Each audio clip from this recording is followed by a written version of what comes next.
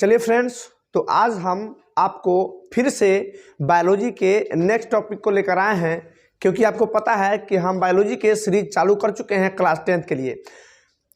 इससे पीछे वाला वीडियो में हम लोग कुछ टॉपिक को कर चुके हैं, उसी से आगे हम लोग करते हैं। देखिए तो आगे क्या है, देखिए क्वेश्चन है कि साबित करें कि प्रकाश संश्लेषण क्रिया के लिए CO2 गैस का होना अति आवश्यक है। क्वेश्चन एग्जाम में बहुत बार आया हुआ है और यह कंटिन्यू क्वेश्चन आता है। क्वेश्चन फिर से समझिए कि प्रकाश संश्लेषण के लिए हम जानते हैं कि भोजन जो पौधे जो है वह अपना भोजन स्वयं बनाता है, तो यह बनाने के लिए सूर्य का लाइट आवश्यकता होता है, उसके साथ साथ नीचे से खनिज लवण पानी की भी आवश्यकता होता है, उसी प्रकार कार्बन डाइऑक्साइड का भी आवश्यकता होता है। तो कार्बन डाइऑक्साइड यानी CO2 जो है वह क्यों चाहिए, है ना, उसको हमें प्रूफ करना है, उसको हमें साबित करना है कि प्रकाश संश्लेषण के क्रिया के लिए CO2 गैस का होना अति आवश्यक है। क्यों, इसे साबित करिए।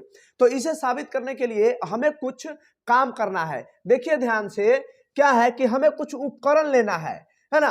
क्या क्या लेना है से देखिए, गमले में लगा पौधा, क्या करेंगे, एक गमला में लगा हुआ पौधा को ले लेंगे, पोटेशियम हाइड्रोक्साइड का घोल से भरी बोतल, है ना, एक क्या लेंगे, एक गमला में लगा हुआ पौधा को ले लेंगे, उसके बाद पोटेशियम हाइड्रोक्साइड का घोल ले लेंगे, है ना, घोल से जो एक बोतल होगा उसमें हम घोल को भर लेंगे, उसके बाद हम एगो कॉर्क ले लेंगे, उसके बाद पोटेशियम आयोडाइड का घोल ले लेंगे, है ना। इतना उपकरण चाहिए और इससे हम लोग बता सकते हैं, कुछ एक्टिविटी को करके बता सकते हैं कि प्रकाश संश्लेषण क्रिया के लिए CO2 का होना आवश्यक है।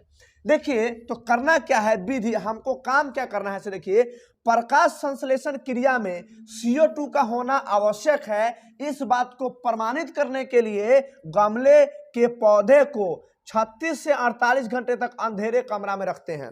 जो गमला में जो हम लोग पौधा लिए हैं उसको 36 से 48 घंटा तक अंधेरा में रख देना है। ऐसा क्यों, अगर बताइए, अगर धूपा में रख दीजिएगा तो प्रकाश संश्लेषण की क्रिया तो कंटिन्यू होते रहेगा और अपना भोजन कंटिन्यू बनाते रहेगा, जिससे हमको, है ना, मतलब वहां पर प्रूफ करने में दिक्कत हो जाएगा। इसीलिए क्या करना है, उसको अंधेरा में ले आना है ताकि उसमें प्रकाश संश्लेषण की क्रिया न हो, है ना, और वह जो भोजन उसमें बना हुआ होगा वह कंप्लीट अपना भोजन को मतलब खत्म कर ले, पचा लेता है, उसको यूज कर लेता है ना।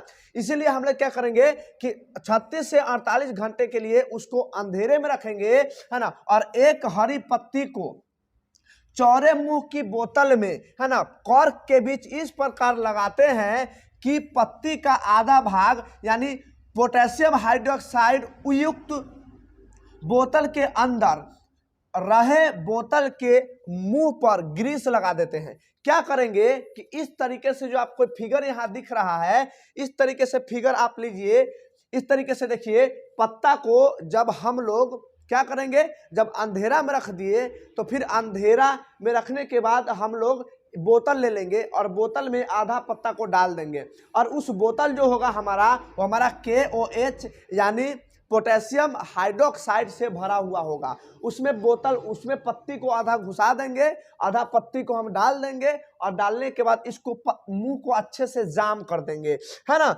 ग्रीस लगा देंगे ताकि अंदर वायु प्रवेश ना करे, है ना, ताकि वायु अंदर प्रवेश ना करे, है ना। उसमें क्या करेंगे, उसमें ग्रीस लगा देंगे ताकि अंदर वायु प्रवेश ना करेगा।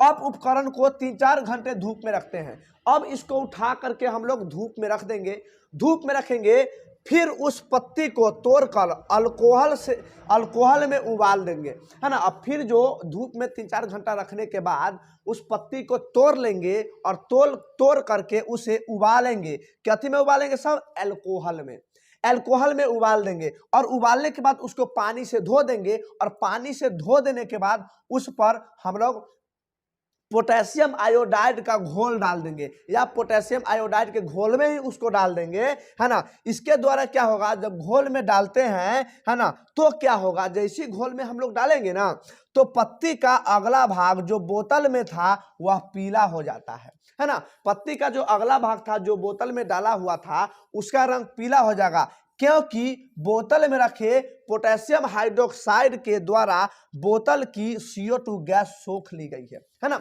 तो जो भी बोतल में जो CO2 गैस था उसको सोख लिया है कौन, पोटेशियम हाइड्रोक्साइड, और सोख जाने के कारण अंदर तो कोई गैस नहीं है यानी कार्बन डाइऑक्साइड तो है नहीं, और कार्बन डाइऑक्साइड नहीं होने के कारण पत्ते का रंग कैसा हो जाता है, पीला हो जाता है ना। चलिए इसको देखते हैं आगे।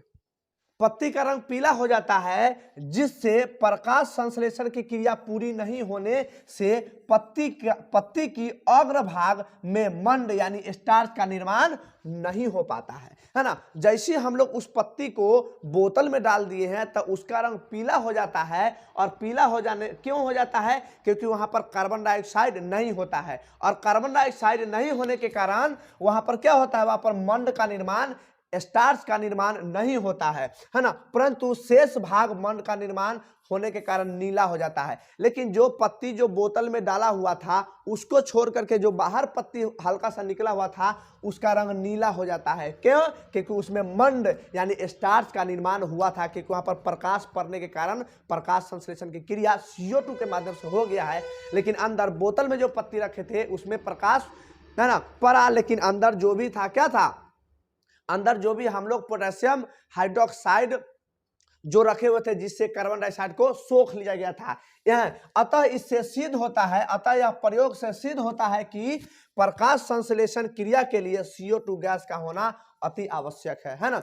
इससे यह पता चलता है ना। कैसे पता चला, क्योंकि जैसे हम लोग बोतल में भर दिए है ना, बोतल में रख दिए पत्ती को और अंदर हम लोग पोटेशियम हाइड्रोक्साइड को रख दिए हैं, जिससे पत्ती और पोटेशियम हाइड्रोक्साइड क्या हुआ है, वहां का जो कार्बन डाइऑक्साइड था उसको सोख लिया है, और सोखने के कारण है ना, जब सोख लिया है तो कार्बन डाइऑक्साइड तो है नहीं है ना, इसी के कारण वहां पर क्या हो गया है, वहां उसका रंग पीला हो गया था है ना, लेकिन बाहर वाला का रंग नीला हो जाता है। जिससे यह पता चलता है कि कार्बन डाइऑक्साइड नहीं होने के कारण वह पीला हो गया है। अतः हम बता सकते हैं कि प्रकाश संश्लेषण के लिए कार्बन डाइऑक्साइड का होना जरूरी है, यानी CO2 का होना जरूरी है। यह क्वेश्चन 5 मार्क्स में आता है, जो कि आपको फुल इसी तरीके से लिखना होगा, और जिस तरीके से जो फिगर है उस फिगर को भी बनाना होगा। चलिए अगला टॉपिक को हम देखते हैं।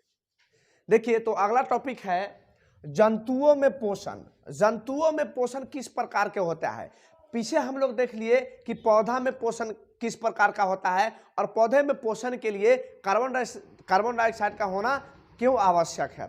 अब हम लोग देखते हैं कि जंतुओं में पोषण किस प्रकार होता है ना, इसको देखते हैं। देखिए तो जंतुओं में जो पोषण होता है, पहले हम लोग देखते हैं अमीबा में है ना, क्योंकि अमीबा हम जानते हैं कि क्या है, वह एक कोशिकीय जीव है ना।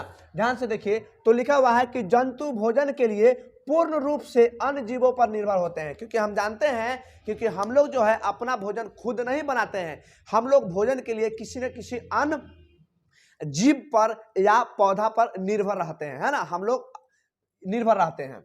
अर्थात जंतु परपोषी होते हैं है ना। तो हम कह सकते हैं कि हम लोग क्या है, परपोषी है। क्यों, क्योंकि हम लोग अपना भोजन स्वयं नहीं संश्लेषित करते हैं, हम किसी न किसी पर डिपेंडेंट होते हैं, किसी न किसी पर आश्रित होते हैं है ना। अब परपोषी जंतु मृतजीवी, परजीवी या प्राणी समपोषी भी हो सकते हैं। अमीबा एक सरल प्राणी समपोषी जीव है ना। कि देखिए यहां से अमीबा का यहां से स्टार्ट हो गया है ना। तो अमीबा क्या है, अमीबा एक सरल प्राणी समपोषी जीव है। यह एक कोशिकीय जीव है, क्योंकि हम जानते हैं कि अमीबा कैसा है, अमीबा एक कोशिकीय जीव है। इसके शरीर में पोषण के लिए कोई विशेष रचना नहीं होती है, क्योंकि जिस प्रकार से हम लोग जो भोजन खाते हैं वह मुंह से खाते हैं है ना, हम लोग का मुंह होता है, आंख कान नाक सब होता है, उस प्रकार से अमीबा को नहीं होता है। क्यों, क्योंकि अमीबा में एक को कोशिका है सर। हम लोग जानते हैं कि कोशिका से मिलकर उत्तक का निर्माण होता है, और बहुत सारा उत्तक के निर्माण होने से क्या होता है, अंग का निर्माण होता है। बहुत सारा उत्तकों से अंग का निर्माण होता है। जब इसमें खुद एक ही कोशिका है तो फिर उत्तक नहीं बनेगा, और उत्तक नहीं है तो फिर अंग नहीं बनेगा। इसीलिए क्या है, यह एक कोशिकीय जीव है, इसका विशेष कोई है ना रचना नहीं होता है पोषण के लिए है ना। ये अपने कुटपादों से ही भोजन ग्रहण करता है। देखिए यह जो अमीबा है, यह अमीबा क्या करता है, यह अमीबा का केंद्रक है ना, केंद्रक है। यहाँ पर मानिए कि खाद्य पदार्थ आया हुआ है, यहाँ पर खाने वाला इसका आया हुआ है। है ना। यहाँ पर देखिए खाद्य पदार्थ है, यहाँ पर इसका खाने वाला आया है, बस ये क्या करेगा, इधर से इसको फैला देगा और इधर से इसको फैला देता है। मतलब यह जो पार्ट है, यह जो पार्ट आप देख रहे हैं, इसी को नाम है कुटपाद, है ना। इसी कुटपाद को हल्का सा क्या करता है, फैला देता है और इधर से फैला करके यह जो भोजन है उसको अंदर धीरे से, है ना, ले लेता है। देखिए अगला स्टेप में क्या हुआ है कि भोजन को धीरे धीरे वह अंदर प्रवेश कर लेता है ना, और फिर वह पूरा अंदर प्रवेश कर देता है और इस तरीके से वो अपना भोजन को ग्रहण कर लेता है ना। तो क्या करता है, कूटपादों के माध्यम से वो अपना भोजन को ग्रहण कर लेता है, अंदर प्रवेश करा लेता है। अमीबा का भोजन, अमीबा क्या क्या भोजन में करता है, देखिए शैवाल के छोटे छोटे टुकड़े, अमीबा जो है शैवाल का छोटा छोटा टुकड़ा को वो खींचता है, खाता है, बैक्टीरिया को खाता है और डायटम को खाता है ना। ये अमीबा का भोजन हुआ। आगे देखिए, अमीबा में पोषण अंतग्रहण, मतलब अमीबा जो है सबसे पहले पोषण क्या किया, अंदर किया, है ना। उसके बाद क्या किया, उसका पचाया, उसके बाद क्या किया, बहिष्करण प्रक्रिया के द्वारा इसमें जो पोषण का प्रक्रिया होता है पूर्ण होता है। मतलब एक बार क्या किया, खींचा, उसके बाद अंदर पचा लिया, पचाने के बाद जो भी उसका उत्सर्जित पदार्थ है उसको भी बाहर वह निकाल लेता है। ये हुआ अमीबा का क्या, पोषण, है ना। चलिए आगे देखते हैं।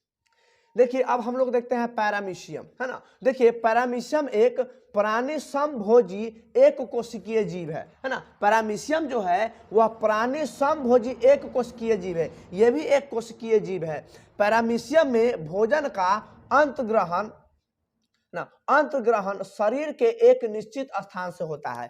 क्योंकि हम देखिए अमीबा में क्या हुआ, अमीबा का कोई निश्चित स्थान नहीं था, वह कुटपाद द्वारा खाना को चारों तरफ से पकड़ के अंदर प्रवेश करा लेता था। लेकिन इसका एक विशेष स्थान होता है जिसे कोशिका मुख या साइटोस्टम कहा जाता है ना। तो साइटोस्टम या कोशिका मुख के माध्यम से यह जो है, जो पैरामीशियम है वह अपना भोजन को ग्रहण करता है ना। इसके माध्यम से वो अपना भोजन को, है ना, अंदर ग्रहण कर लेता है।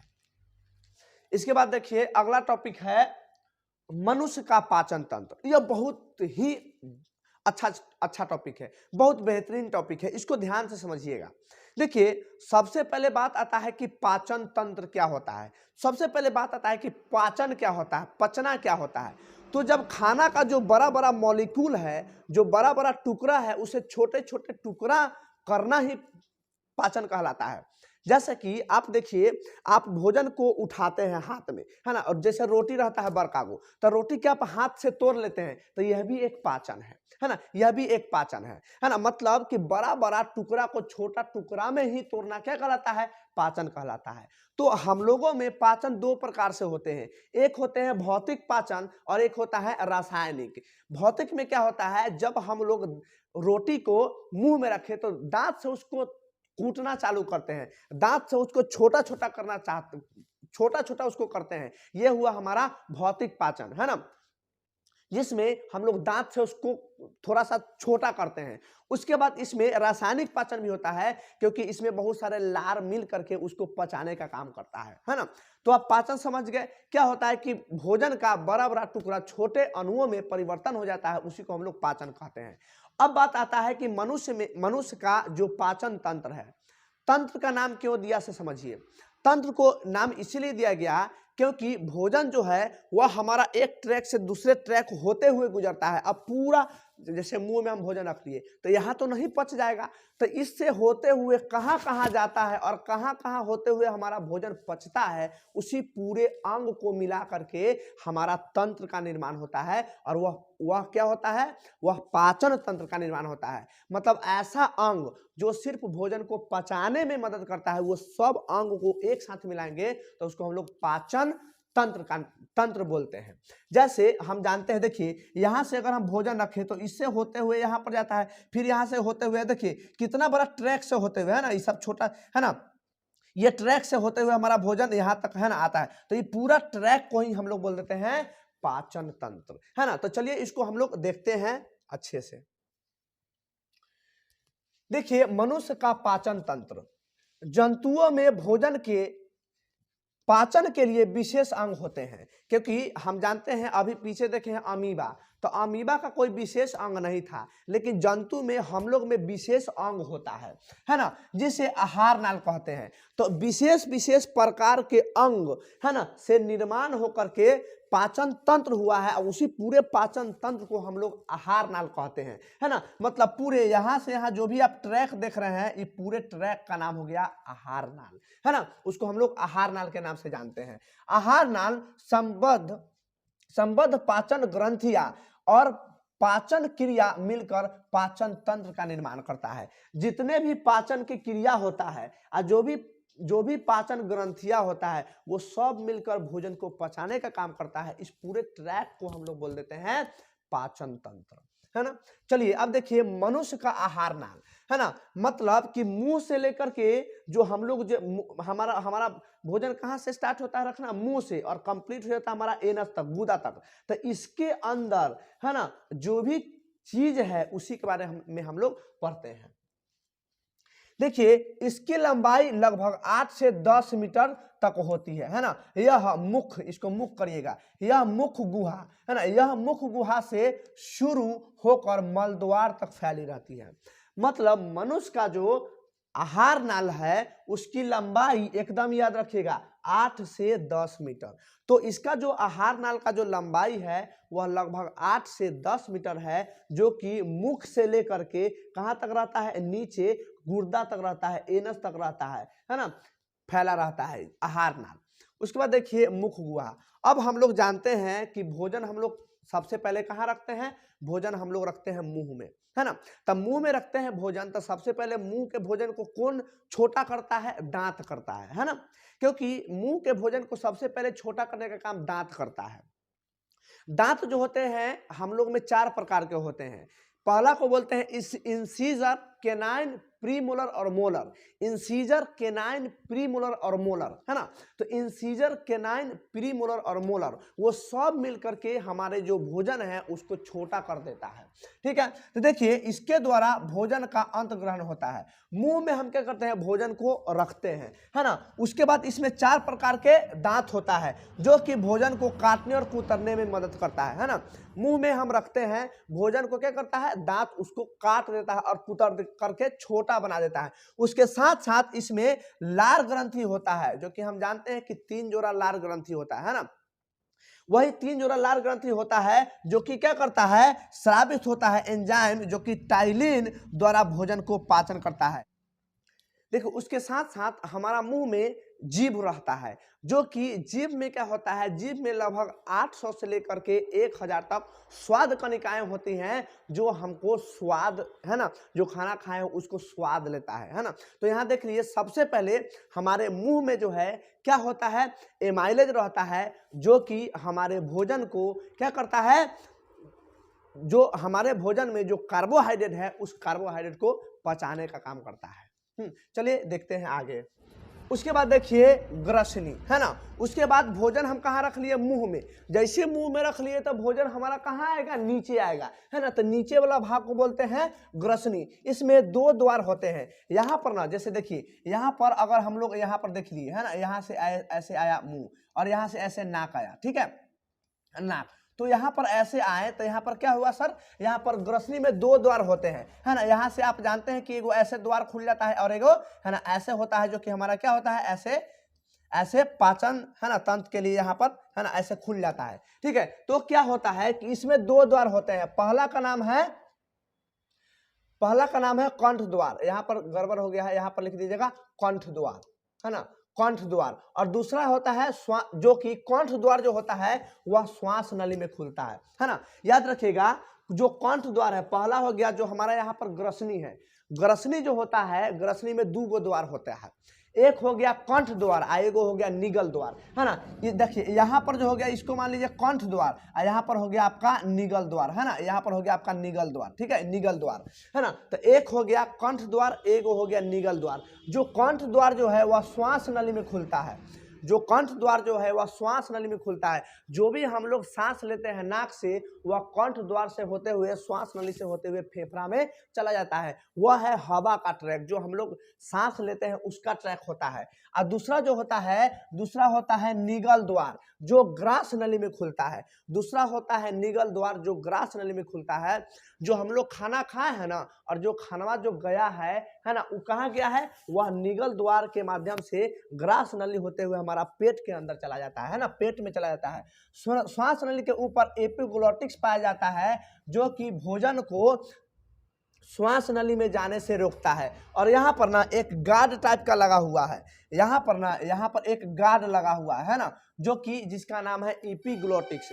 क्या होता है कि जब भोजन इस दले आते रहता है तो ई क्या करता है, यह इसको बंद कर देता है। जो हवा जाने वाला जो पाइप होता है जिसको हम लोग कंठ द्वार कहते हैं उसको वो बंद कर देता है, और फिर खाना आराम से होते हुए क्या होता है, वह निगल द्वार से होते हुए इसमें चला जाता है ना। जब हम लोग सांस लेते हैं तो तब फिर एपिग्लोटिक्स किसको बंद कर देता है, वह इस पाइप को बंद कर देता है, और फिर हवा वाला में वह हवा चला जाता है। कभी कभी यह अनबैलेंस हो जाने के कारण कभी कभी हमारा दिमाग कुछ और सोचते रहता है, और यह जो डब्बा है खाते रहते हैं, और खाते खाते ये किसको बंद कर दिया, यही ट्रैक को बंद कर दिया, तो भोजन का टुकड़ा किस में चल जाता है, कभी कभी कंठ द्वार में चल जाता है, तो हमको हिचकी आता है ना। चलिए उसके आगे देखते हैं, देखिए है ना। श्वास क्या होता है, ग्रास नली के ऊपर एपिग्लोटिक्स होता है जो भोजन को श्वास नली में जाने से रोकता है ना, और भोजन हमारा इससे होते हुए नीचे की तरफ प्रवेश करता है। और कहाँ आ गया, ग्रास नली में आ गया। तो ग्रास नली में यह पतला लंबा नली के आकार का होता है। ग्रास नली जो होता है वह नली के आकार का होता है। यहाँ जो आप देख सकते हैं पतला नली के आकार का होता है। यह भोजन आमाशय में पहुंचाने का कार्य करता है। यहाँ भोजन का पाचन नहीं होता है ना, क्योंकि यहाँ पर भोजन का पाचन नहीं होता है, यह सिर्फ भोजन को ले जाने का रास्ता हुआ, और यह रास्ता धीरे धीरे कहाँ ले जाता है, आमाशय में, पेट में भोजन को ला करके छोड़ देता है ना। और एक बात याद रखिएगा, जो हमारा लार में जो एमाइलेज है वो भोजन को पचाता है, तो लार वाला जो भोजन है जो हमारा पेट में आ रहा है उस भोजन को हम लोग कहते हैं बोलस, है ना। जो लार से सना हुआ जो भोजन होता है उस भोजन का नाम है बोलस। और बोलस कहाँ गया, इस पाइप के माध्यम से धीरे धीरे कहाँ गया, हमारे पेट में प्रवेश कर जाता है, आमाशय में पहुंच जाता है ना। तो अब देखते हैं आमाशय को। इसके थैली जैसी संरचना होती है। आमाशय एक थैलीनुमा संरचना होता है। इसमें भोजन संचित रहता है, क्योंकि जो भी हम लोग खाना खा लिए हैं भोजन कहाँ रहता है, वह कुछ देर तक हमारा आमाशय में ही रहता है। इसके आंतरिक सतह पर उपस्थित जठर ग्रंथि होते हैं, है ना, और इसके जो दीवार पर होते हैं जठर ग्रंथि रहते हैं, जिससे अम्ल एंजाइम स्रावित होते रहते हैं, है ना। क्या होता है, इसमें से अम्ल जो हमारा जो पेट में जो अम्ल होता है वह अम्ल होता है हाइड्रोक्लोरिक एसिड, है ना, हाइड्रोक्लोरिक अम्ल। हाइड्रोक्लोरिक अम्ल उसको क्या करता है, भोजन को अम्लीय बना देता है। कीटाणु वगैरह है उस कीटाणु को मारने का काम करता है ना। उसके साथ साथ एंजाइम भी स्रावित करता है ना। इसके 3 भाग होते हैं। देखिए, इसको पहला को बोलते हैं हम लोग कार्डियक, दूसरा को बोलते हैं फंडिक, और तीसरा को बोलते हैं पैलोरिक। जैसे आप देखिए कि यहाँ अगर हम बना दिए है ना आमाशय, तो आमाशय के ऊपर का जो भाग है, ऊपर का भाग को हम लोग बोलते हैं कार्डियक। अब बीच वाला जो भाग है, बीच वाला भाग को बोलते हैं हम लोग फुंडिक, और नीचे वाला जो भाग है, नीचे वाला को हम लोग बोलते हैं पैलोरिक, है ना। देखिए, जठर ग्रंथि है ना 3 कोशिकाएं पाई जाती है ना। या और क्या होता है कि इसमें जठर ग्रंथि रहते हैं, और जठर ग्रंथि से जठर रस निकलता है ना। इसमें क्या होता है, पाई जाती है म्यूकस कोशिकाएं,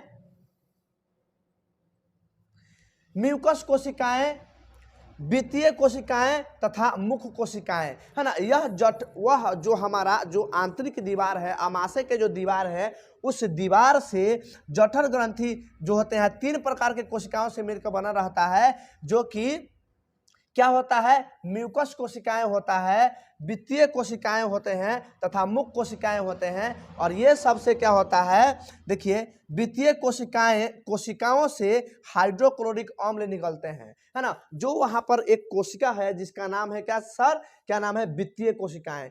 तो वित्तीय कोशिकाएं से हाइड्रोक्लोरिक अम्ल स्रावित होता है ना। उसके बाद म्यूकस कोशिका से म्यूकस चिपचिपा पदार्थ का स्रावत, है ना, स्रावित होता है, यहाँ पर स्राव होता है ना, स्राव होता है। जो म्यूकस जो है वह म्यूकस कोशिका से निकलता है जो चपचपा होता है, और वही म्यूकस, क्योंकि हम जानते हैं कि हमारे पेट में हाइड्रोक्लोरिक अम्ल निकलता है, और वह हाइड्रोक्लोरिक अम्ल जो होता है, जो अम्लीय होता है, जो हो सके, जो हमारे आमाशय के दीवार को जला भी सकता है। तो इसीलिए म्यूकस निकलता है कि आमाशय के दीवार को जलने से बचाता है ना, जो आमाशय के दीवार को, है ना, जलने से बचाता है। समझ गए? आगे देखिए कभी कभी क्या हो सकता है कि अगर बताइए म्यूकस कहीं ज्यादा निकल जाए, है ना, तो तब क्या होगा, अगर म्यूकस कोशिकाओं से म्यूकस का स्राव ज्यादा होने से, अगर म्यूकस का स्राव ज्यादा हो रहा है, म्यूकस स्रावित ज्यादा हो रहा है, तो अल्सर नामक घाव हो जाता है ना। म्यूकस अगर ज्यादा निकलने लगता है तो हमारा पेट में अल्सर हो जाता है ना। अम्ल तथा एंजाइम से सना हुआ भोजन, अब जो हमारा पेट में है अम्ल से, है ना, क्या हुआ है, अम्ल और एंजाइम से हमारा जो भोजन है वो पूरा सना हुआ है, और उस भोजन को काइम कहते हैं। जो हमारे मुंह में जो भोजन था, जो लार से सना हुआ था, उसका नाम था बोलस, और जो पेट में भोजन है उसका नाम काइम है। उसके बाद देखिए भोजन जो है वह हमारा छोटी आंत में प्रवेश करता है। तो क्या होता है, छोटी आंत में प्रवेश करता है। यह आहार नाल का सबसे लंबा भाग होता है ना। आहार नाल का सबसे, छोटी आंत जो होता है आहार नाल का सबसे लंबा होता है ना। यह बेलनाकार,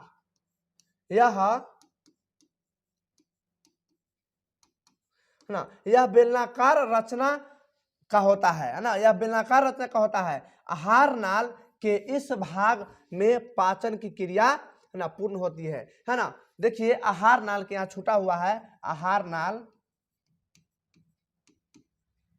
ना, आहार नाल के इस भाग में यानी छोटी आंत में हमारा जो खाना होता है वो कंप्लीट पच जाता है ना। मनुष्य में इसकी लंबाई लगभग 6 मीटर होता है। हम लोगों में जो छोटी आंत है, छोटी आंत की लंबाई लगभग 6 मीटर होती है। छोटी आंत 3 भागों में बटा होता है, जिसे ग्रहणी, जेजुनम तथा इलियम कहा जाता है। ऊपर वाला को बोलते हैं ग्रहणी, बीच वाला को जेजुनम और लास्ट वाला को इलियम बोलते हैं, है ना। यह जो ट्रैक होता है भोजन का, है ना, यह जो छोटी आंत का होता है, ऊपरी वाला को हम लोग बोलते हैं जेजुनम, ऊपरी वाला को हम लोग बोलते हैं ग्रहणी, बीच वाला को बोलते हैं जेजुनम और नीचे वाला को बोलते हैं इलियम। हाँ, यहाँ पर भोजन का पाचन पित्तरस, यहाँ पर क्या होता है, भोजन कंप्लीट पच जाता है। यहाँ से क्या होता है, यहाँ से पित्तरस निकलता है ना। क्यों? क्योंकि लीवर जो है पित्त बना करके पित्त थैली में डाल दिया है, और वहां से स्रावित होता है और छोटी आंत में आकर मिलता है।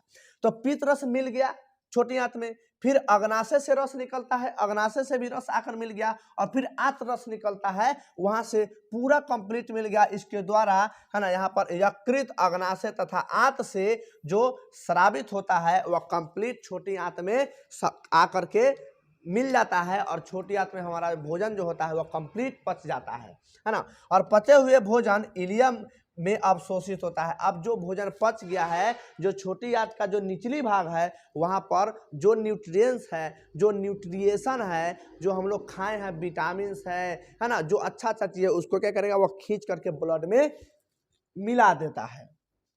अब क्या होता है, अब देखते हैं बड़ी आंत के बारे में, है ना। छोटी आंत आहार नाल से जो भोजन आता है, देखिए जो छोटी आंत से जो भोजन आया है, जो पचा हुआ भोजन नहीं है, अपचित है ना, जो उत्सर्जित पदार्थ निकलने के लिए जो बचा है ना, वह क्या आएगा, बड़ी आंत में आएगा, और बड़ी आंत से होते हुए वहां पानी का वहाँ पर क्या होता है, बड़ी आंत में पानी का अवशोषण होता है, क्योंकि यहाँ पर छोटी आंत में ना बहुत ज़्यादा पानी वाला था, लिक्विड टाइप के भोजन था, है ना, और उसमें से पानी अवशोषण हो जाता है। अब बाद बाकी वह बड़ी आंत से होते हुए, एनस से होते हुए जो हमारा उत्सर्जित पदार्थ है उसको हम लोग शरीर से बाहर निकाल देते हैं, है ना। मतलब मनुष्य का पाचन तंत्र, है ना। वीडियो अगर अच्छा लगा होगा तो लाइक करिएगा, सब्सक्राइब करिएगा और शेयर करिएगा। चलिए मिलते हैं नेक्स्ट वीडियो में। Thank you.